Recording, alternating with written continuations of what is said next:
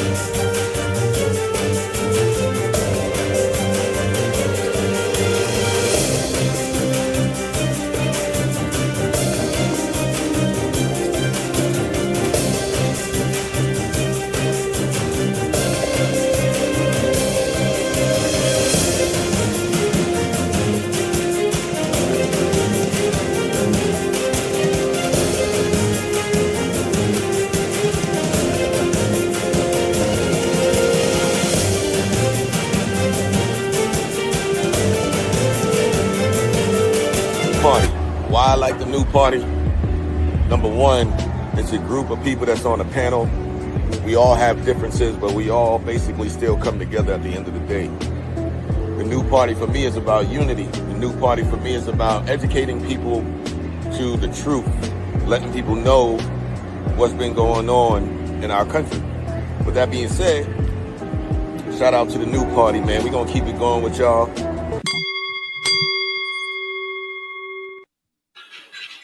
Welcome to the new party. I'm Nora Christine.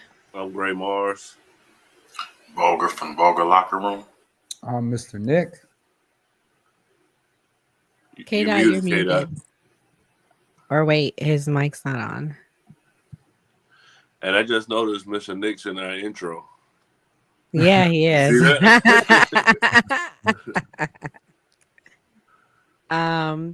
While K-Dot fixes his mic, this is the intro show where we are welcoming K-Dot. We will be partnering with K-Dot every Thursday night. So we are so excited for the partnership. So for everyone new to watching us, K-Dot, represents the far left. So we believe in having diverse views and conversation. So we are certainly looking forward to having that diverse, I guess, adversarial view. Because Gray, I think most people say like, you don't remind them of a Democrat until they listen to you talk. Yeah. Okay, is it working? Yeah, it should be good to go now, right? Okay. Yeah, I'm good. K-Dot, welcome to the team. What's your thoughts about this partnership? You're looking forward to the Lions Den? I am looking forward to it. Like I said, I'm K-Dot. I do a stream on TikTok and YouTube, and I get random MAGAs and Republicans that come in, but I'm looking forward to having a steady, evolving conversation with people from the other side to be a little easier to keep track of and involve and see consistent views. You know what I mean? Yes. And everyone watching, I know the clip was really long, but I had to give an update, and it wouldn't be fair if it wasn't a long intro. So thanks to everyone for coming in.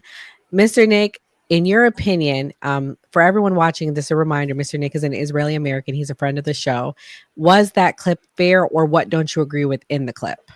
So are we just talking about just what happened in West Bank and Geneva? Right, where we're at currently in the last, I guess that clip summed up the last 30 days, I think. Yeah, so that has nothing to do with Gaza. Just that we're clear. Okay. Right. So the PLO is supposed to have control over that area, West Bank, to be clear, and Jenin.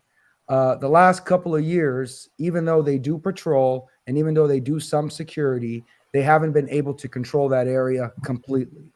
And we've been seeing a lot of Hamas connections into those areas, a lot more than what it ever used to be. Whether they're hiding them, whether they're able to bring them in. When you see a lot of attacks in the middle of daylight in Israel, where either someone puts a vest on, explodes himself, stabs somebody, runs over with the car, those are usually coming in from the West Bank. How they got there and all that stuff, it's not directly from Gaza. It's probably from Gaza to the West Bank from there. So they're having a problem with that. And if you want to call it what it is, it's counter-terrorism, right? That's what it is.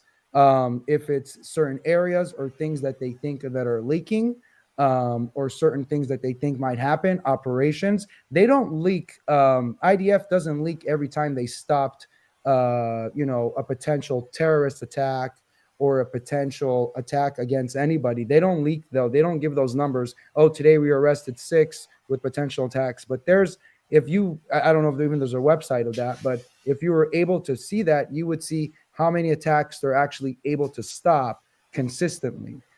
This is not like something that happens once in a blue moon. This is stuff that people try to come in every day and attack. I mean, you can see the attacks that happen in the last couple of weeks or in the last couple of months we won't call them Hamas participants or Hamasnikim. They're actually civilians that came in and they do what they do for what they believe in. And I do think what we saw right now, it's only going to get worse with this deal, the ceasefire deal that's going on, I think personally. So, but why has it now shifted to West Bank from Gaza, or is it just seeming like that? They're connected. It's not two separate bodies.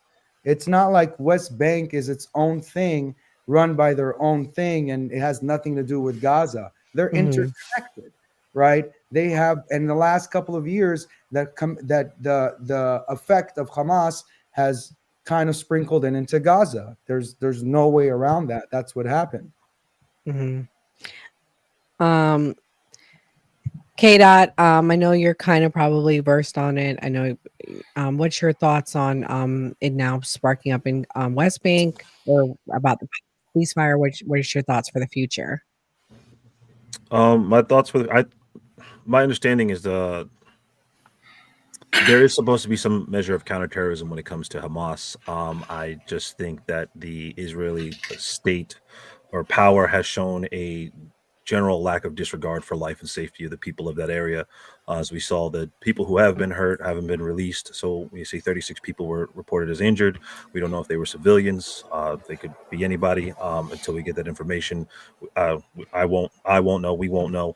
But as every time it's supposed to be some sort of operation, some sort of countermeasure towards what Hamas is doing, the Palestinians, the people of Palestine pay a greater price than Hamas has ever. And I just think it's intentional. I think there's a complete disregard for the safety and the consideration of life of these people. And I don't know how, my whole point with it is, I don't know how people continue to defend it. I know that, Israel's has the right to exist, as they say. That's a different conversation, but like I said, they just do it with a complete lack of regard for the welfare of the people of Palestine. And I think it's only going to get worse with Trump removing sanctions and doing the things and moving the way he moves and the things that he said, as far as, he's been quoted as saying he would give Israel whatever they need to get the job done. And there will be no safety for these people to seek in the midst of Israel continuing its apartheid genocidal acts. Just my opinion. Bulger, what's your thoughts? Are you optimistic that we will see peace in the Middle East or peace in that region now that your boy Trump's back in office? I'm gonna keep saying what I'm saying. I think they just gonna have to fight it out. They're gonna have to just realize the light that's being taken from the conflict. I don't know if keeping restrictions and sanctions in place is really going to help anything. It just seems like they want to fight.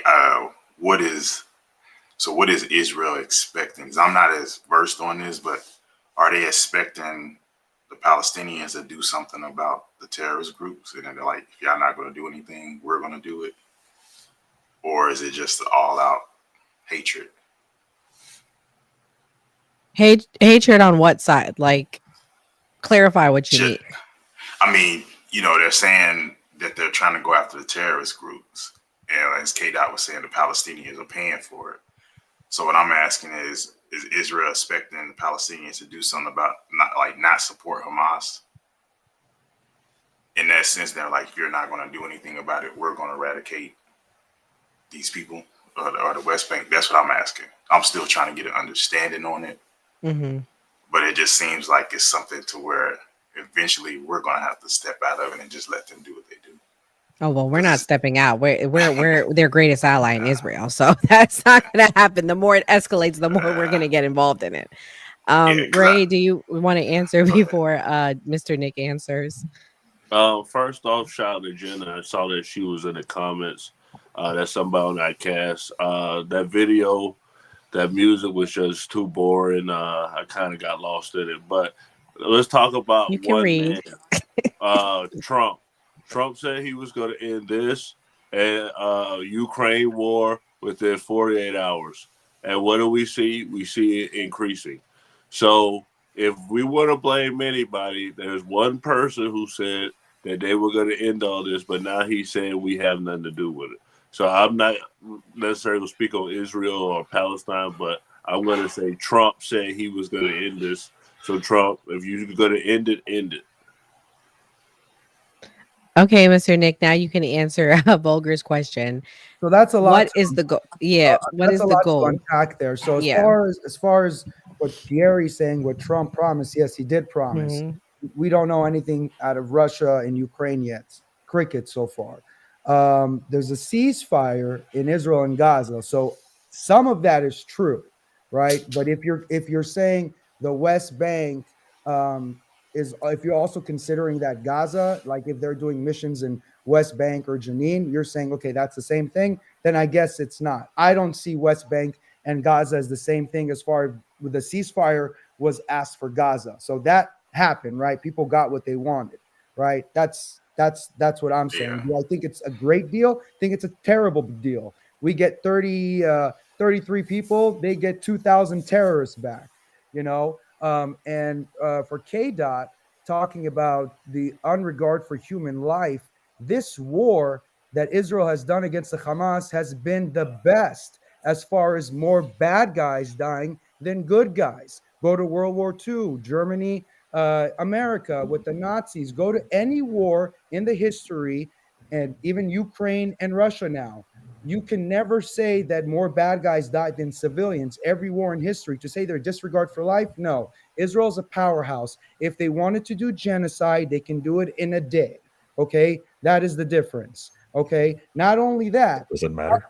how can you can nod your head all you want, but how can you claim genocide when more people have been born in that region than have been unalived?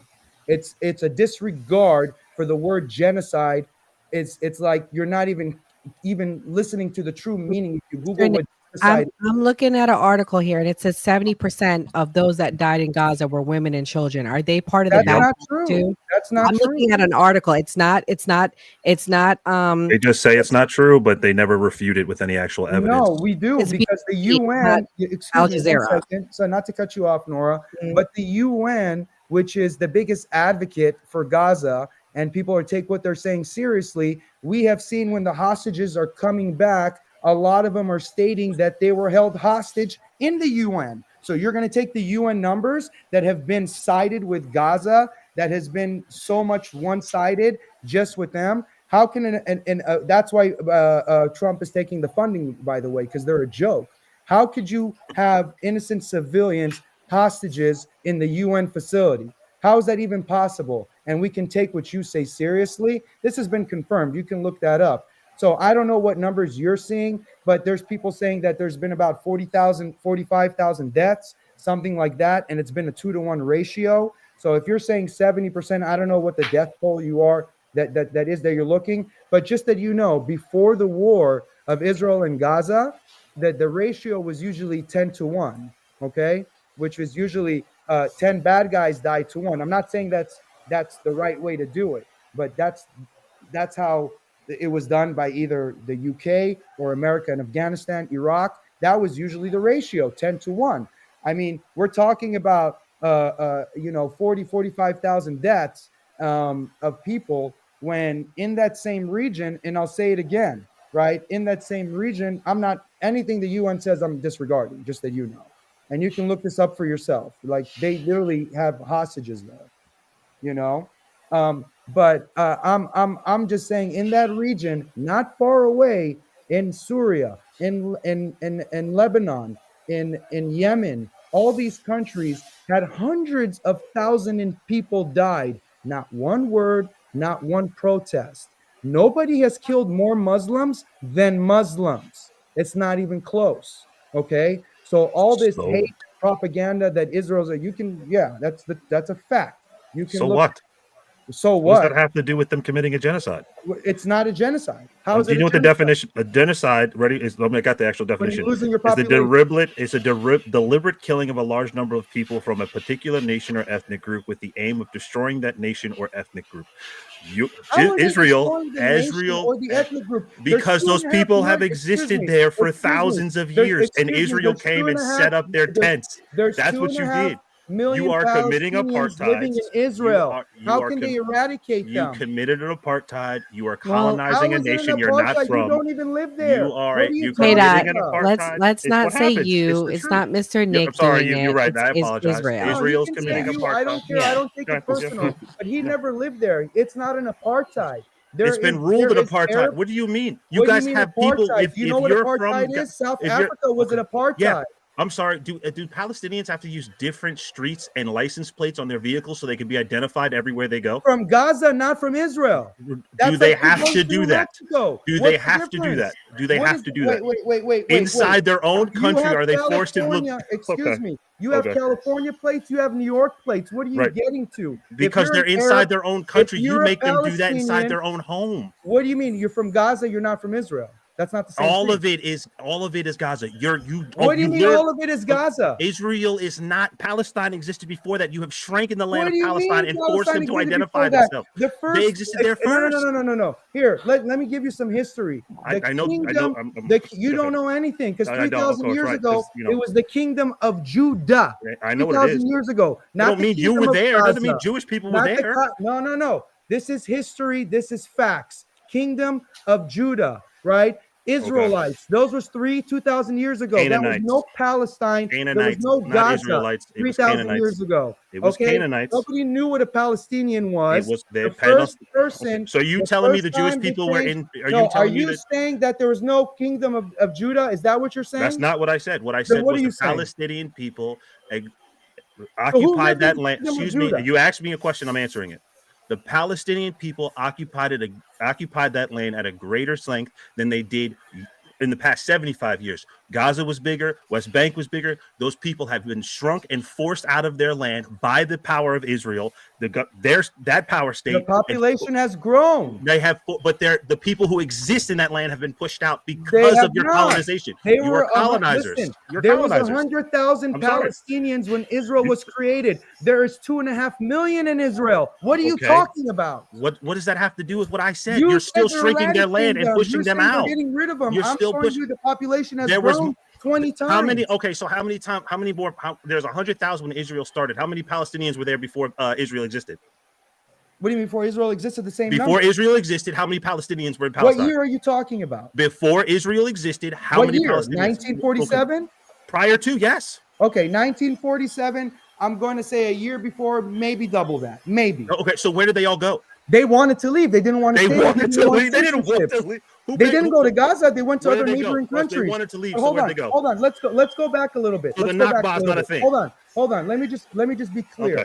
Because that state of Israel, not the state of Gaza, the state of Israel goes back to Kingdom of Israel, the Judah, the Israelites, all controlled by the Jews. And then after they were kicked out by the Romans, right? That's why they named it Palestine, not for an Arab, for one of their captains. His name was Palestine. He's Italian, right? They took over. That's where the word Palestine comes from. It doesn't come from the Arab language. Okay, and then the Ottoman Empire took over, right? Yep. And then after the British mandate of Yes. Palestine, Yeah. it was not Palestine; it was under British control. The British people still mandate of existed Palestine- there. Hold on, let me finish my point. Rebuttal however you want. When the British mandate of Palestine took over in the United Kingdom, there were still Jews there. There were not just Palestinians or Arabs there, and they were considered refugees, not Palestinians before that. Considered They came from refugees. everywhere.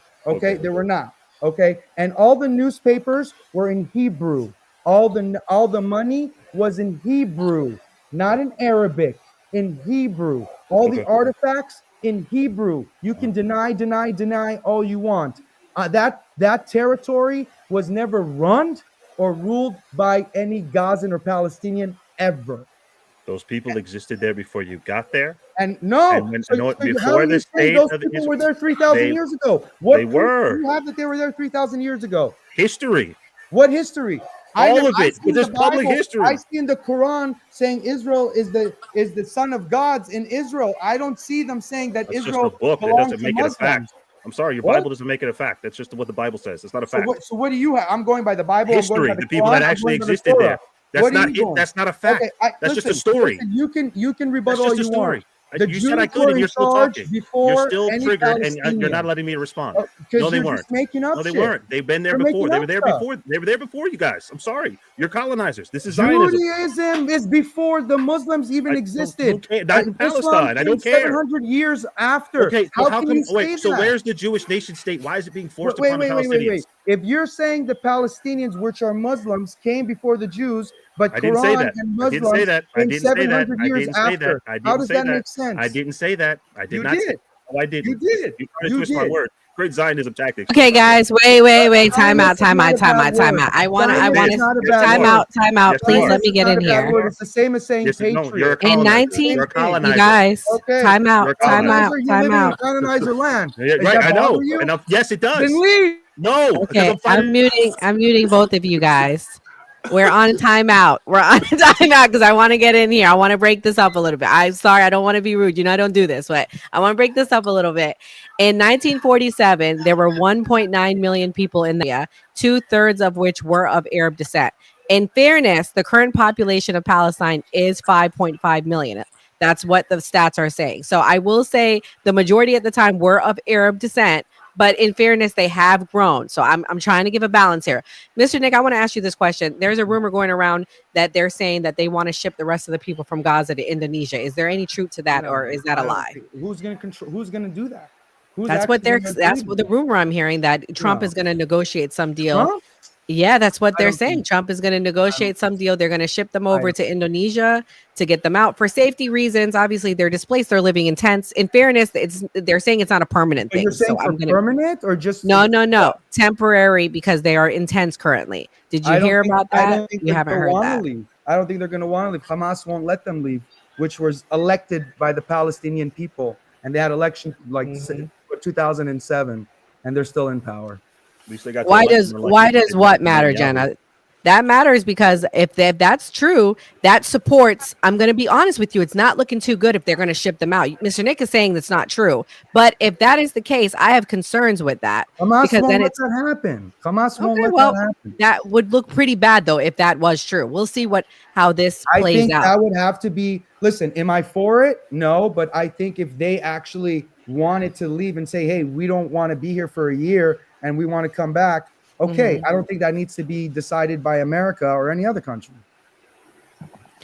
Why does population numbers matter, K. Dot? She's asking you because I'm curious why we're Why breaking do population numbers act? to give Because what is clarity why it They- matters. They say that there's the millions of people that exist in Palestine now, but so is it like 65% of the people in Gaza are like below 25, and then like the other remaining are like 18 and under. So I don't like I don't know what else to tell you. Like these people haven't been given the right to exist or self-govern or do anything in the land that they're from, and they've been there for thousands of years. Mr. Nick can spout all of the numbers and the things that he wants, but Benjamin Netanyahu is a colonizer, genocidal maniac. Like that's just what he is. And he says that And so Hamas is was elected. Hamas. I'm talking. So Hamas was elected by the people. I get that. A few years ago, the people elected a group, an organization to fight back to fight back for them to represent their nation. Terrorists. They were right, just like the state of Israel. Terrorists. Okay, then everybody's a terrorist. Yes, America's a terrorist. Yes, Russia's a terrorist. Yes, terrorist. Russia's Okay, terrorist. Yes, terrorist. yes, Okay. I agree. Okay. I agree. Okay, everyone's a terrorist. Good. Right. Okay. All right, guys, we're off of this. We're off of this. We're gonna move on to the next topic. Hopefully, we can all be friends and move on. Because I just wanted to give that update, Mr. Nick. You know, we're always fair here, so I wasn't trying to put I gave you the heads up about this. So, Listen, I do this every day. Yeah, we're gonna switch gears, guys. We're gonna talk about Kobe Bryant. 5 years, man, 5 years. The anniversary. Yep, Mr. Nick is a big Kobe Bryant fan. So the first clip we're gonna play, it's just a reminder of his greatness. It talks about his 81 points that he scored. So yeah, guys. So that clip, 81 points in one game. I'm gonna let the fellas go first that really weren't talking the first half. Vulgar, are you a Kobe Bryant fan? Yeah, definitely followed. I was a Lakers fan because I followed the Bulls in the 90s. And when Jordan retired, and I don't know why his name left my mind now, the coach Phil Jackson went to, Phil Jackson went to LA. I just pretty much just followed, and then Kobe came in the game. So when I would watch basketball, I had to watch my Lakers. Okay, I think we all have that in common. Okay, we're finding common ground. Gray, were you a Kobe fan? Yeah, absolutely. I like the Lakers. I mean, Kobe, of course, is in the GOAT talk of him, Michael Jordan, and LeBron. And me in high school, when people would shoot on you, everybody would say Kobe. So they say when your name is synonymous with something, like how Pampers is synonymous with diapers, that means you're basically in control of the industry. So Kobe definitely is like one of the greatest basketball players of all time. All right. And I think the two guys on the chat that were going at it, I think they have this in common. K Dot, who is your favorite player? Who's your favorite team of all time? My favorite player of all time is Shaq, but I am a diehard Lakers fan, been for a long time, and Kobe is my man. Been following him since he was number 8 when I was a kid. So the only famous person, the only person I've ever not known in my entire life that when he did unfortunately pass away that day, I was actually saddened by that. No other celebrity ever actually hit me. It's sad to see, when you grew up, Michael Jackson, all the guys you grew up with passed, but Kobe was the first one that actually made me sad because I had just been watching him for 30 plus years of you know what I mean? So, or 20 plus years of my life. And Kobe's the man, but yeah. Mr. Nick, I know you're a big Kobe fan. Big Let Kobe. everybody know what Kobe felt, who he was to you. We'll talk about where you were at when he passed in the next clip, but tell me what he represented to you, because I know you're a huge fan. So Kobe is 2 years older than me. And to me, my connection was with him as he was 2 years older. And I started my career about a year after he started his career. He had ups and downs, obviously, with all the rape stuff and all that crap. And I was going through some hard times. So I kind of felt more connected with him because I saw him grow as I was growing. He was never, the Mamba mentality, no excuses. I don't think I missed any games when he was playing. And I was obviously a diehard even before, even Magic, when Magic used to play, even though I don't remember Magic's whole career, but I remember the twilight going in 91 against the Bulls and stuff like that. So I was always a diehard. But Kobe, to me, is the last generation of the true, go to the game that they get drafted somewhere. They're going to stick out until, even no matter how hard it is to win, they're going to stick it out from beginning to the end. They're going to play every game, no nights off, no back-to-back, none of that. He's going to make it matter. So a lot of his, his values and principles and the way he treated the game, all that stuff really resonated with me a lot. Yeah. And something that I learned about Kobe is he was one of the only players in history to learn the referee guides and how they the rules. Yeah. And because someone asked him about that, and he said because he wanted to be the best and understand everything about the game. So that really shows about his his work ethic, like you said. I'm going to play this clip about him being a girl dad, and then we'll get into where we were all at when we heard the tragic news.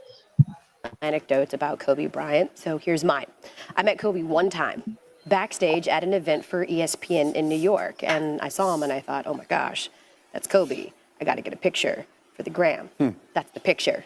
I didn't get it for a few minutes because as I approached him, he immediately commented on my rather large 8-month pregnant belly. How are you? How close are you? What are you having? A girl, I said, and then he high-fived me. Girls are the best.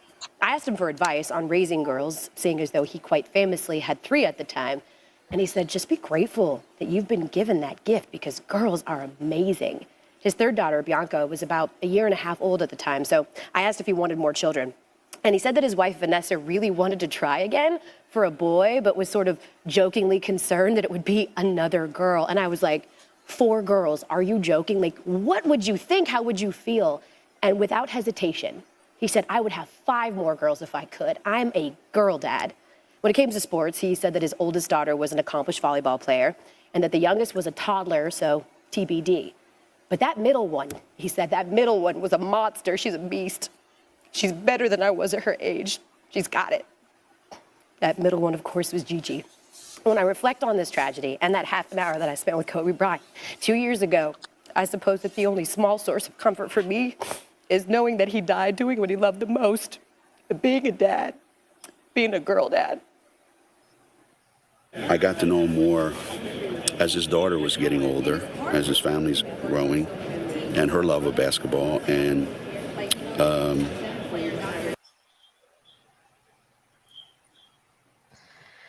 I think we're all girl dads on the phone except for me. Everybody has girls here. So I think it was really amazing as a mom of a little girl and that plays sports, how he said that. Because in a time where I know you ain't gonna agree with me, Vulgar, but women are under attack, he still protected his daughter. He put his daughter up. He was helping her play sports. He was happy to have girls.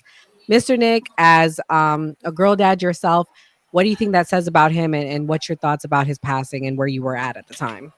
I was in my living room. Obviously, this was pre-COVID, January 26th, and I was in the living room, and I don't remember what channel it was. I don't remember if it was Fox or ESPN. And the thing that it was first, they didn't confirm it. They said a plane went down. They thought Kobe Bryant went in there, was in there. Then you start making calls, and then 20 minutes or 30 minutes later, they confirmed it.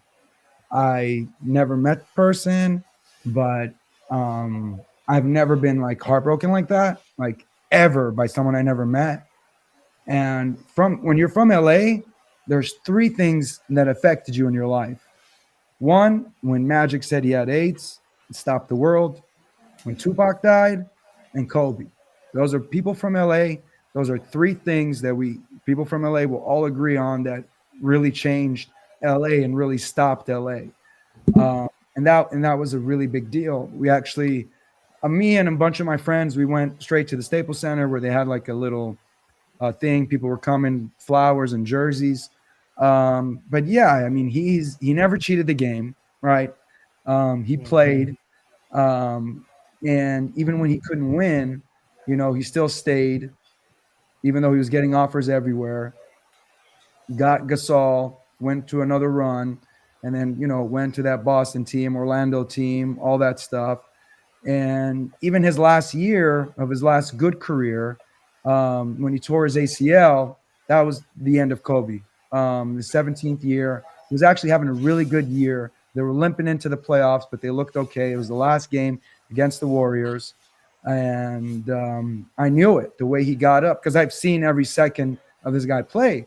And the way he got up, I'm like, no, that's not good. He made the 2 free throws. He walked off. After the game, they confirmed. And then I was like, that's it. It's done. And then a year recovery. And then he played his last 2 years. And I went to his last game against Utah where he had 61. And I was like, I can't even explain to you the insanity that game that we had, because I guess it was the highest scoring game by last game by in any sport or basketball or anything. And we weren't going to the playoffs or anything. We were out of the playoffs, but Yeah. it was just, it was like a Kobe moment. We were down 12 in the fourth. He took over, I've traveled. I went to New York to watch Lakers. I went to Boston, talking about the Lions then, against the Celtics, and they feared Kobe. When we had Kobe, they feared him. I mean, the NBA today is not the same, No. completely different. They're having issues, 50% less rating. We can talk about that a different time. Right. But, but I, that era of basketball, again, no one cheated the game.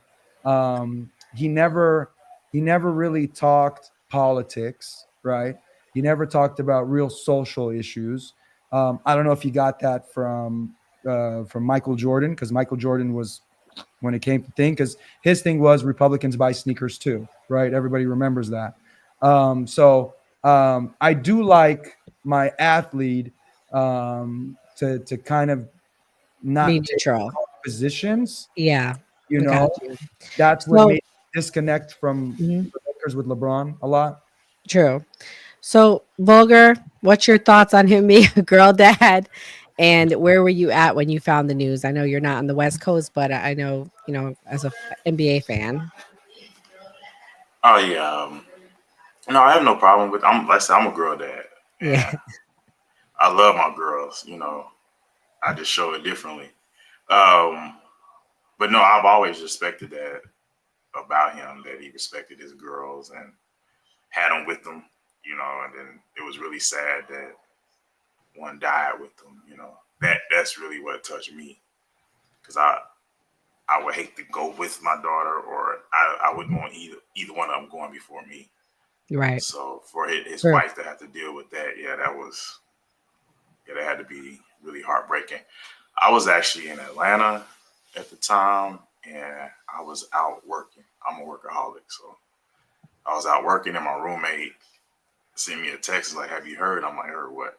And I'm saying Kobe just died in a helicopter crash. It was just unbelievable.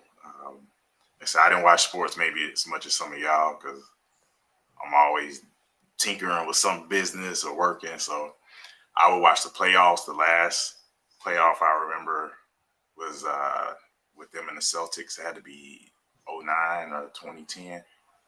It was a really big series that they ended up pulling out. 7-game series, yeah. Yeah, yep. Wow. So that was the last one I watched, and I was rubbing it in on the Celtics fans. But yeah, that that was my memory, and then all the stories about him and Shaq and how lazy Shaq was as a player. Okay, I might not agree with that. But you gotta admit it though. Hey, he was good, but that was their beef, is that Kobe was like you said, studying the refs, studying the game, studying the opposite team, and Shaq just like, I'll be there when I'll be there. So I can kind of see how that conflict happened between them two. Gray, I think I texted you and told you when he passed. You remember that? Yeah, I think you probably did. Yeah. Being a girl dad, if I have any more, I don't want any more girls. I want all boys. As far as like the Kobe passing away, I mean, I'm just gonna be honest. I haven't had that celebrity connection yet, where like I felt an emotional response to something happening to someone that's famous. I mean, it's like for me, that person would be Lil Wayne. Maybe if Lil Wayne passes away, I'll have like an emotional response. But I haven't had the celebrity connections, so I can't honestly tell you where I was at or what I was doing. I know it was on the news, and I just kind of just went on about my day. I was like, wow, that's crazy that's happened. Of course, it's a sad story, especially as a child involved, but it was just and 9 other people. I think it was 9 or 8 other people. Yeah, exactly. And I know people were mad about that too, that they were talking about the other people. Kobe begged for them to go up, and like all the drama around it. Then you had the police take pictures of the body. Yeah, I'm gonna talk about that. Okay, yeah, but yeah. K Dot, where were you at the time, and how does it feel to be a girl dad? Being a girl dad is great. And I have 2 kids. I have my daughter, she's older. And it's been great. It's different. You know what I mean? I grew up with all brothers. I don't have any sisters, just my mom, you know what I mean? So learning like a little girl's world and how they think and do things has been a welcome challenge, and I love every moment of it. And now I have a son, and you know what I mean. And I'm good. I'm good on the no more kids, but yeah, being a girl dad is fantastic. And I was standing in my living room, and my mom texted me, and she said, "Did you see?" It was an error, and she was like a typo, I guess, autocorrect or whatever. She said, "Did you see that?" Or maybe she typed the wrong, like hit the wrong letter. She said that Kofi died, and I was like, Kofi. And I'm thinking to myself, like, do I know, because somebody at her work, she works with, a lot of people, she's in the medical field. So, and I knew a lot of her co-workers because she had been working the same place like 20 plus years. And I'm thinking like, no, we know what Kofi. And she said, no, Kobe. And I was like, what? I turned on the news, and there was the footage, TMZ reporting, and like, finally the footage came up, I think like the next day or something like that, of the plane crash, or even that day. It was like, it says 5 years ago, but I remember standing in my living room flipping through the news and finally getting the reports, because I'm refreshing Twitter and refreshing Facebook, wherever I can find, to see if this was like a rumor or whatever. And and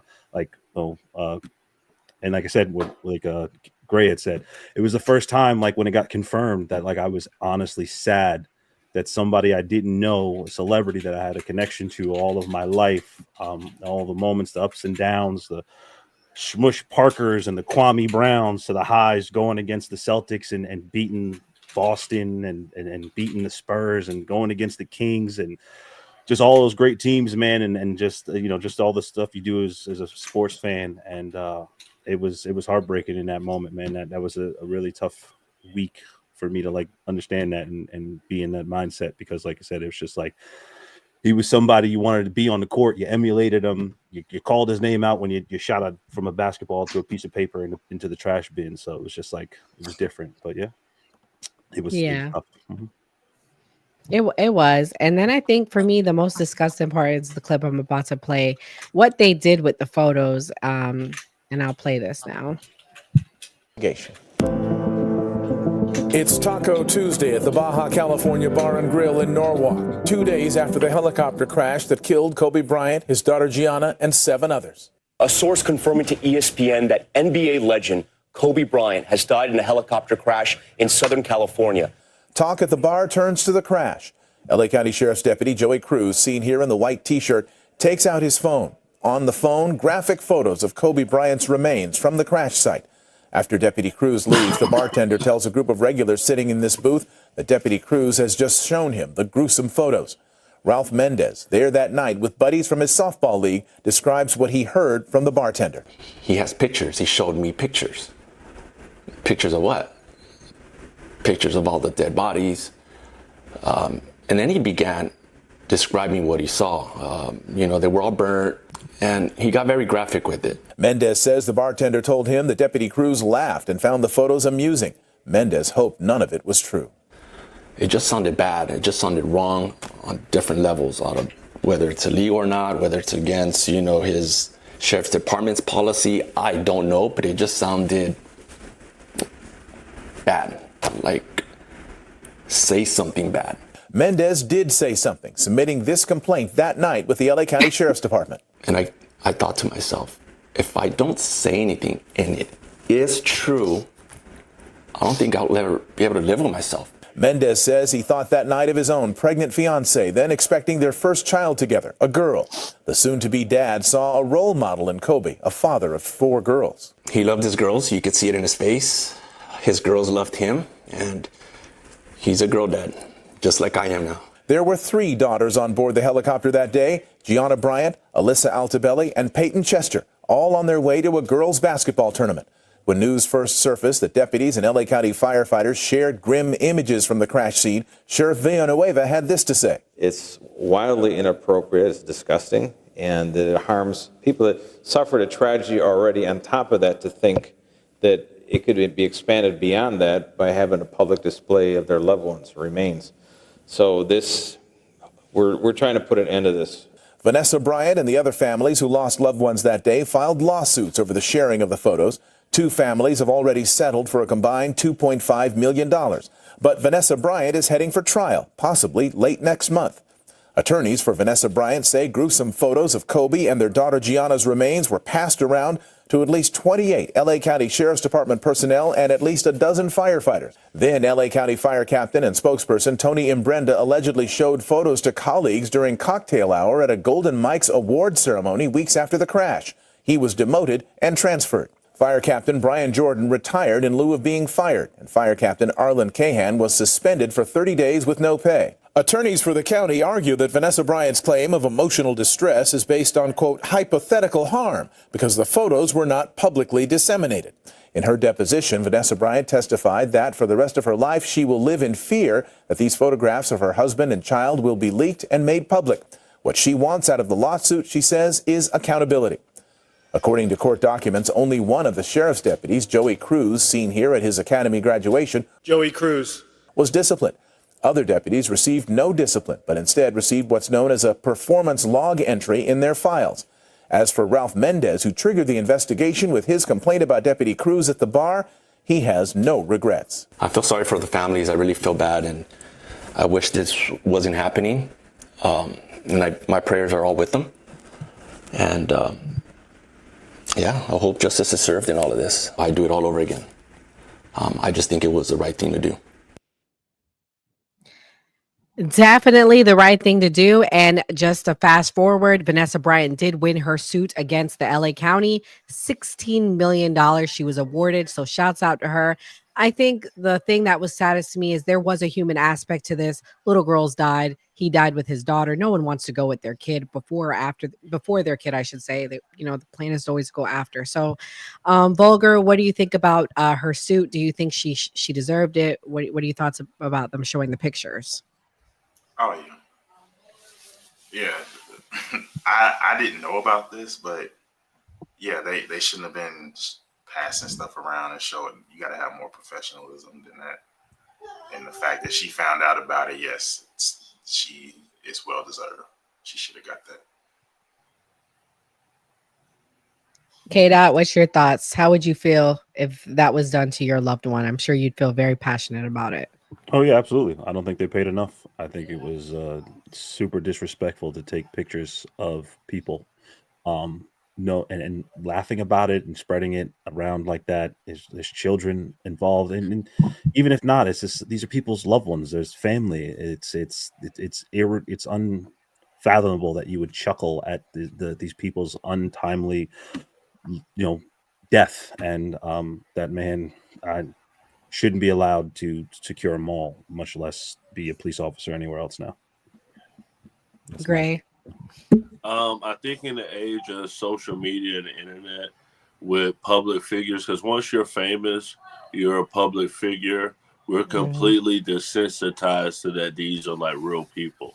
And even though I'm not a Trump fan, I use Trump as an example. When they tried to unalive Trump, like the people were saying, "Oh, it should have happened." This, and that. Like it was jokes everywhere. People are completely desensitized to human life if you're a celebrity figure. Like, so you're just an object at a point. Even a president or someone running to be a president is just looked at as an object, as somebody for the public to look at and talk about. Mr. Nick, you're there in the heart of LA. Did you hear any rumors or anything you want to add that the clip didn't add about what happened with the pictures or what have you?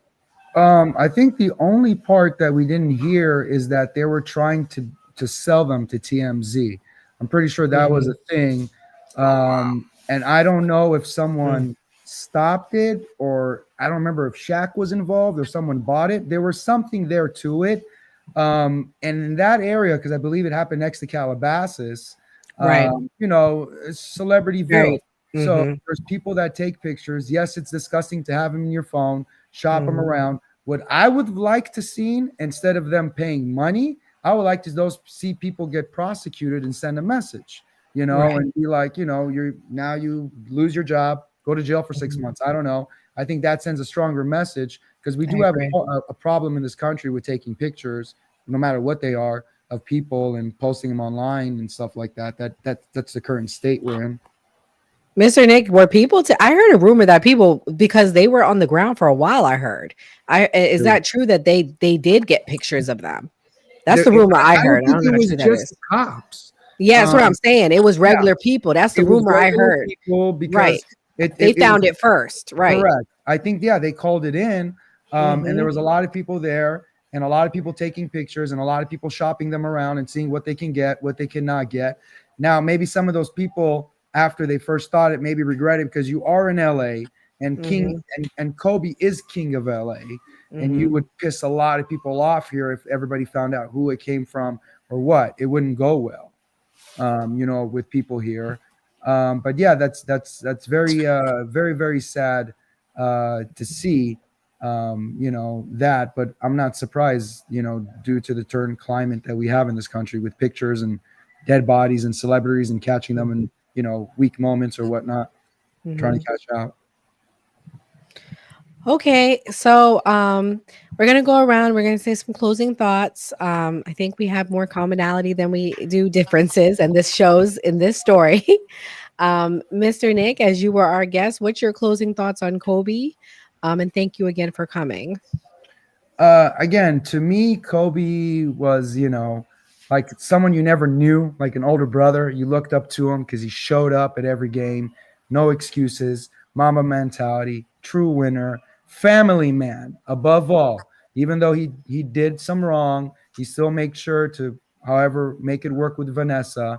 And he was a girl dad. My wife bought me, when my first daughter was my only daughter, but my first child was born, she bought me girl dad because she knew what I thought about Kobe and being a girl dad. And then came two boys after, right? But he is right.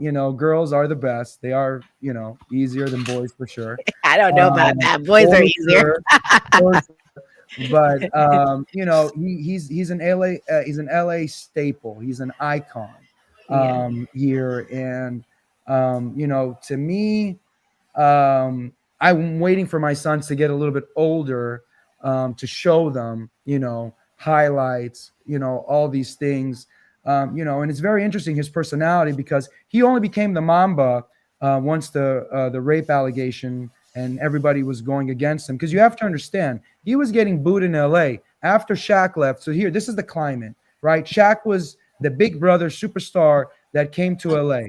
Kobe was the new drafted young gun, right? In the first year, he wasn't great. And then by the first final, second, third final, his numbers were the same as Shaq.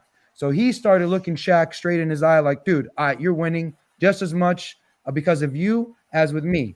Shaq didn't like that. And then they went against Detroit in the finals, and they already had problems. Kobe didn't pass the ball to Shaq because he said, you keep coming out of shape. You don't take this seriously. Shaq leaves to Miami. They win a championship, right? Now we're thinking, did we make the right move by keeping Kobe, right, in LA? And he became a villain. A lot of people forget that. People didn't like that Shaq left. People didn't like the rape thing.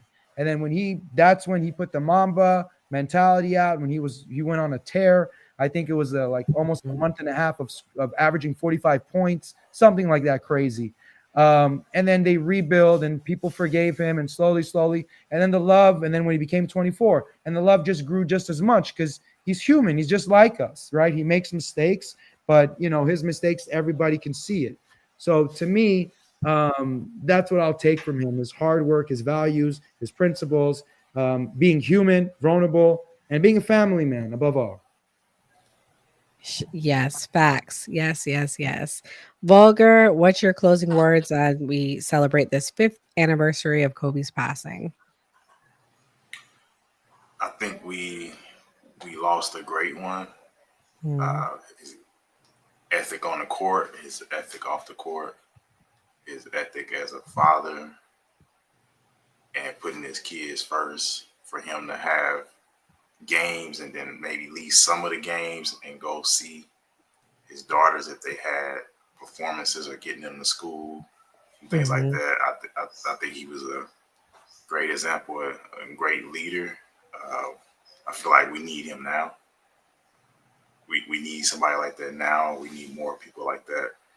Facts. And those are some of the things that I took from him as being a girl dad. I wish I could have some more of those experiences like he do. My oldest is grown and in college. My youngest, she's 9, and I'm striving to maybe have the next 9 years with her like that. I didn't get a lot of that with my oldest, but yeah, definitely lost a legend. And lastly, I hope that Israel and the conflict, that there's some middle ground found that people can unify and maybe live in peace. I hate to see that people have to go to sleep and not knowing if they're going to wake up to what we call the 4th of July because we're safe over here. It's kind of sad to hear and see, but I hope something comes of that and that Trump comes through with his word and figure it out. Peace to the Middle East. Yeah, and Vulgar brings up a great point. Everybody with kids, time is precious. Spend time with your kids, especially your girls. Girls need their fathers. Gray, what's your closing words? Not to age myself, but I remember I was in high school and I went to this girl's house. I don't know if she was as big of a fan as Mr. Nick, but her whole room was like full of Kobe. She was like rich, and she was like, yeah, we went to the game and like they would boo him and then he would play harder. Like when he got booed when he was going through the whole rape allegation stuff. So I get with that, I always thought about that when I say, oh well, Kobe pushed himself through this adversity. And I remember a story what Shaq told, because I remember when Kobe got caught, he also told on Shaq about cheating on his wife, and he kind of ruined Shaq's marriage. And so they wouldn't talk to each other. They'll play against each other when Shaq played for the Heat. But it was Martin Luther King Day, and Shaq said, okay, any day but today, we go get along. He came up to Kobe and shook his hand. So for Kobe, the death of Kobe being so close to Martin Luther King Day, I think it shows, people can get along and stuff like that. And Facts. That squashed it, yeah. K-Dot, before you say your closing words, let everybody know where, because you're about to do your live, right, on TikTok? Yes. Let everybody know about your live and let's promote it, because we'll make sure we do that every week too. Oh, I appreciate that. Thank you. Yes. So if you guys want, you head over to TikTok about 9:30. I am at dem_k.dem_kdot. I'm going to do a little recap of what we talked about here. Let the people know where to find the new party. Get the so we can get everybody, take it in the show, take it in information. I think we do a great thing here. And if you guys want to come over, I know TikTok has a little more room for the people in the audience. If you want to ask questions, come up, share your thoughts. I like to do that as well. So everybody's welcome. If you're watching right now, you want to come on over to TikTok at 9:30 p.m. Eastern. That's where I'll be streaming and doing a little bit of recap, also talking about some other stuff with Trump and his 200 crazy ass executive orders and diving into that as well. So please come on over. But my final thoughts is Kobe is a man. Love watching him every chance that I got. Unfortunately, I was always too young to get to a game. And then when they come out to the East Coast as a young man, I was always a little too broke to afford them tickets the way I wanted to. I should have just bought some nosebleeds back in the day. But, I am going to a Lakers game this week. I'm going to see Bron play the Sixers. So, I'm going to see that. Go to see the King before that. But as far as Kobe goes, man, it was heartbreaking. And watching him win and the trials and the triumphs that he had going through his career with the Shaq and all the other things that he faced, I think he became, a shining light of what it is when you make mistakes and put yourself in a situation you don't have to give up, and you can persevere and be the better version of yourself, regardless of where you came from. But the only loss Kobe ever really did take is in a rap battle, because Shaq is a better rapper than him. I'll leave it there. Yeah. I want to shout out to everyone watching. Again, we are the new party. We believe in having these tough conversations. So thank you to Mr. Nick and thank you to K-Dot. I know it was really hard to have, but they are important conversations. So I'm really glad we were able to have that and have the opposing sides. Also, I am having a fun thing on Saturday. Come back at 5 p.m. I'll be talking about Blake Lively again. I have lots of updates to give. No politics, all entertainment. We bring our flowers and let our hair down and we have fun. Gray, what's your closing words? Volga don't forget the man party, the man cave. Sorry. Volga has the man cave on Mondays. And Mr. Nick has basically become a regular on the show. I don't know if this is 4th or 5th show, but we've done quite a few shows with Mr. Nick. So you guys keep checking us out. We'll keep bringing you guys great content. Yeah, so we'll also be back next Monday and Tuesday and Thursday, 8 p.m. next week. So please watch the Man Cave Monday night. And again, like we always say on the new party, always vote. Always vote. Introducing the new party. We live stream every Tuesday and Thursday p.m. Eastern Standard Time.